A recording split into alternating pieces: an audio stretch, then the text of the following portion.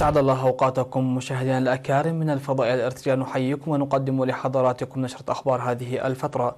أصحابكم فيها قاسم أحمد، ونبدأها كالعادة بأهم وأبرز العناوين.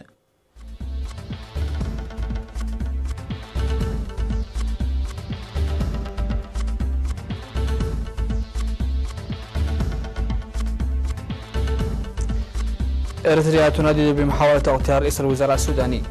وزير الحكومات المحلية يعقد سيمينار في بارنتو عن برامج 2020. تدريب المعلمين في كرن.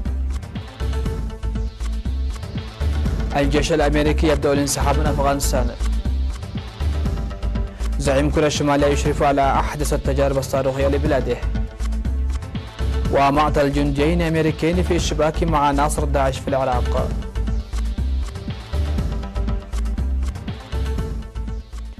أهلا بكم إلى تفاصيل النشرة. نددت إرتريا بشدة بمحاولة الاغتيال التي تعرض لها أمس 9 من مارس رئيس وزراء السودان الدكتور عبد الله حمدوك. وأوضح الرئيس سياس أفورقي في رسالة بعثها اليوم 10 من مارس لرئيس المجلس السيادي الانتقالي السوداني الفريق أو الركن عبد الفتاح البرهان أن هذا العمل المشين يظهر الخطوات البائسة لقوى الظلام ورعاتها لعرقلة التغيير الإيجابي الذي يشهده السودان. وأكد الرئيس سياس أفورقي دعم حكومة إرتريا للحكومة السودانية في جهودها لاجتثاث بقايا النظام البائد وضمان تأمين مصلحة الشعب السوداني والإسهام لسلام واستقرار المنطقة.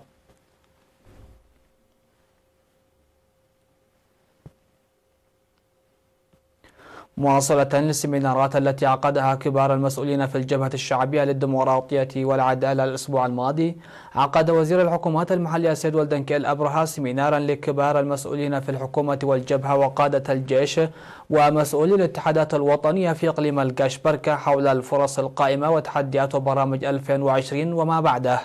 وأوضح الوزير ولدنكيل في السيمينار الذي عقده في 10 من مارس بمدينة بارنتو بإسهاب الفرص والتحديات الداخلية والخارجية الماثلة حتى الآن والناتجة عن المرحلة الصعبة التي تم تخطيها في السنوات 20 الماضية وقبلها مرحلة الكفاح المسلح.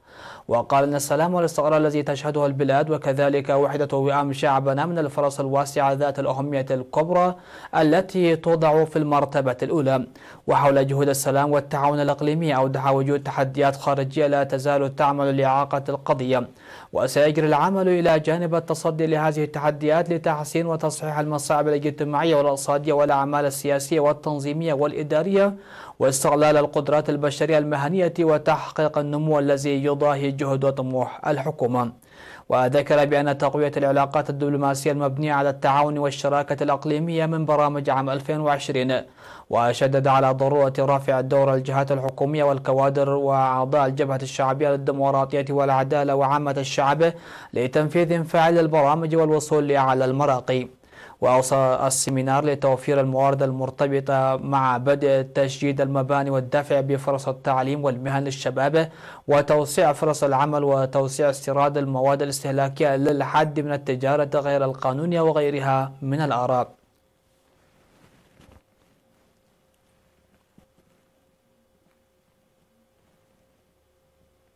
أعلن مزارعو سبعات بضاحية بويا للحصول على النتائج المشجعة من تنمية البساتين.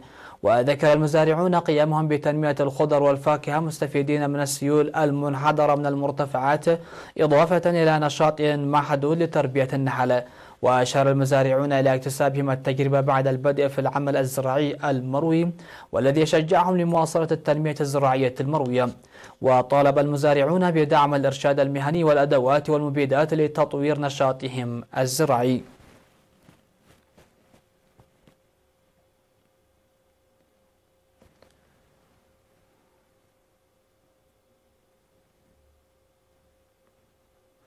تلقى 72 معلما بينهم 60 معلما دورة تدريبية في مدينة كرن لرعاية الطلاب وإدارة الفصل. وتضمن التدريب الذي نظم يومي 6 و7 من مارس إدارة الطلاب في الفصل ورفع قدراتهم في الحوار والتأثير وكذلك أهمية التعطير في الاتحادات الوطنية وغيرها من المواضيع. وأوضح مسؤول التعليم في إقليم عنسبة الأستاذ كفلاي عند ميكائيل أن جهود تقوية العلاقة الثلاثية بين المعلم وأولياء الأمور والطلاب لإحداث تغيير نوعي تحقق نتائج مرضية.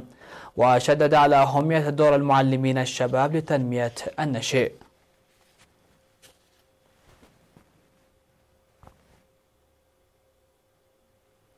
تقوم نحو 8000 امرأة بنفير نظمه الاتحاد الوطني للمرأة في 22 الضاحية بمديرية عرزة لحماية التربة وحفظ المياه.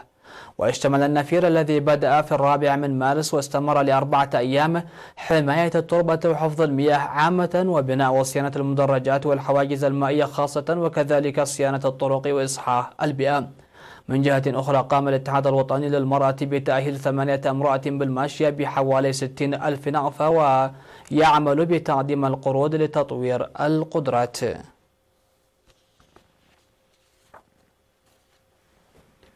عقدت شرطة مديرية مايمنة سيمينار تنويري بالقانون لتعزيز دور المجتمع لمكافحة الجريمة والمخالفات. وأوضح قائد مركز الشرطة في المديرية الملازم إندرياس سفاقرقيش في السيمينار الذي عقده للطلاب والسكان أن معرفة المواطنين للقانون يحد من الجرائم، داعيا الشباب الابتعاد عن الأفعال غير المرغوبة وتعزيز دور أولياء الأمور. وقال أن السياحة في الآبار والسدود تؤدي إلى مخاطر كبيرة. ودعا المشاركون للسيطرة على الحافلات التي تقول الركاب والبضائع فوق طاقتها وتوظيف مدعي عام في ماي منه.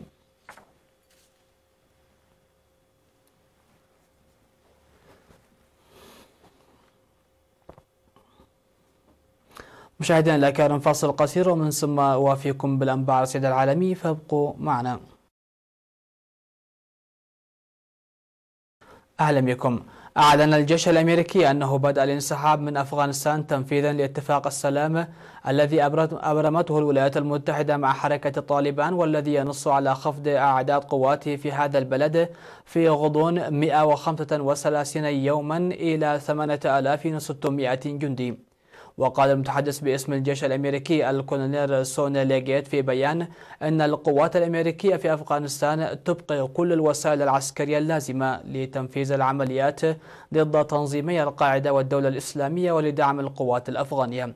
هذا وقال وزير الخارجية الأمريكي مايك بومبيو أن الولايات المتحدة تعارض أي محاولات لتشكيل حكومة موازية في أفغانستان، وذلك بعد ساعات من أداء الرئيس الأفغاني أشرف غني اليمين لولاية رئاسية ثانية وقيام منافسها الرئيسي في الانتخابات بمراسم تنصيب موازية.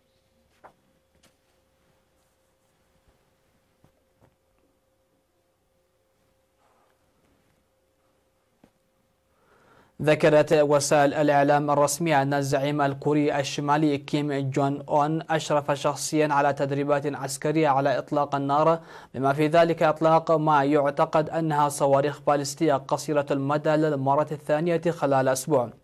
وأطلقت كوريا الشمالية عدة مقذوفات في البحر في إطار تدريبات على إطلاق النار حسب ما ذكر جيش كوريا الجنوبية، مما أثار دعوات أمريكية وصينية لبيونغ يانغ للعودة إلى المحادثات الرامية لإنهاء برامجها النووية والصاروخية. وذكرت وكالة الأنباء المركزية الكورية الشمالية أن قادة جيش الشعب الكوري رافقوا كيم الذي عبر عن ارتياحه الكبير لنتيجة التدريبات. وذكرت هيئة الأركان المشتركة الكورية الجنوبية أن الصواريخ حلقت لمسافة 200 كيلومتر ووصل ارتفاعها إلى 50 كيلومترا. وأثارت بريطانيا وألمانيا وفرنسا وأستونيا وبلجيكا عمليات إطلاق الصواريخ التي أجرتها كوريا الشمالية مؤخرا في مجلس الأمن الدولي، ووصفتها بأنها عمل استفزازي يمثل خرقا لقرارات الأمم المتحدة.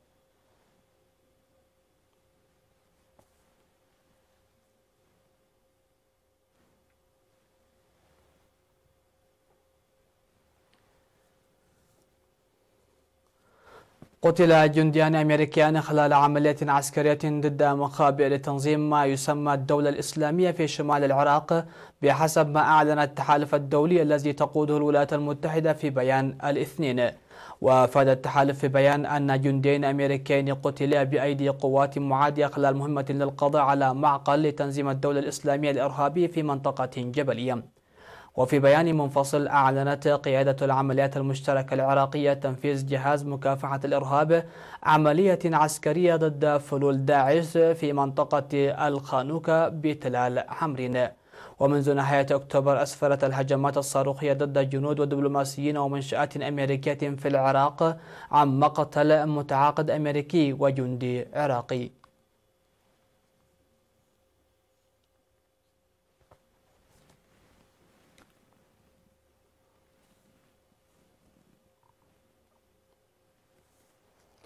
بدأت في هولندا محاكمة 4 أشخاص متهمين بالتسبب بتفجير طائرة الرحلة الرقم 17 التابعة للخطوط الماليزية في 2014 فوق أوكرانيا، ما أدى إلى مقتل 298 شخصا كانوا فيها. ولم يحضر المهنيون المتهمون وهم 3 روس وأوكراني الجلسة، لكن المحكمة قررت مواصلة أعمالها على الرغم من غيابهم، وتطالب عائلات الضحايا التي سافر بعضها للمشاركة في الجلسة بتحقيق العدالة بعد أكثر من 5 سنوات على وقوع الكارثة. وتجري المحاكمة في محكمة سيخيبول في إحدى ضواحي أمستردام على بعد مئات أمتار من المطار الذي أقلعت منه طائرة بوينغ المنكوبة قبل أن يضربها صاروخ من نوع بوك أثناء تحليقها. وأسقطت طائرة البوينغ 777 التابعة للخطوط الماليزية التي أقلعت من أمستردام نحو كوالالمبور في 17 من يوليو 2014 بصاروخ بوك الروسي فوق منطقة تشهد نزاعا مسلحا بين انفصاليين موالين لروسيا في شرق أوكرانيا والقوات الأوكرانية.